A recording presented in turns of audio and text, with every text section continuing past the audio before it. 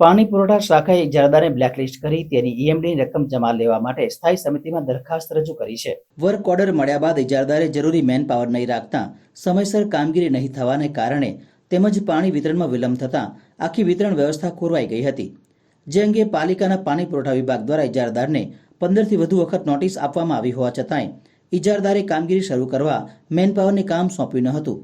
એક વર્ષથી ખોરવાયેલી પાણી વિતરણ વ્યવસ્થાને કારણે વિસ્તારના રહીશોને ભારે હાલાકી ભોગવવી પડે છે। પૂરતી મશીનરી હોવા છતાંય તેની જાળવણી કરવામાં ઉણા ઉતરેલા ઇજારદારને કારણે એક વર્ષ સુધી વિસ્તારમાં પાણી મળ્યું નથી, જેથી પાણી પુરવઠા વિભાગ દ્વારા ઇજારદારને બ્લેકલિસ્ટ કરી તેમાં ટર્મિનેટ કરવાની દરખાસ્ત આગામી સ્થાયી સમિતિની બેઠકમાં રજૂ કરવામાં આવી છે। નવા ઇજારદારની કામગીરી ન સોંપાય ત્યાં સુધી પાણી વિતરણ વ્યવસ્થા ચાલુ રહે તે માટે ટાંકીના ઓપરેશનની કામગીરી દક્ષિણ ઝોનના માનવદીના કોન્ટ્રાક્ટર દ્વારા કરાવવા તેમજ મેન્ટેનન્સની હંગામી કામગીરી અને ઇજારદારો પાસે કરાવીને નવેસરથી ઓપરેશન અને મેન્ટેનન્સની કામગીરી માટે ટેન્ડર પ્રક્રિયા કરવાની દરખાસ્ત રજૂ કરવામાં આવી છે।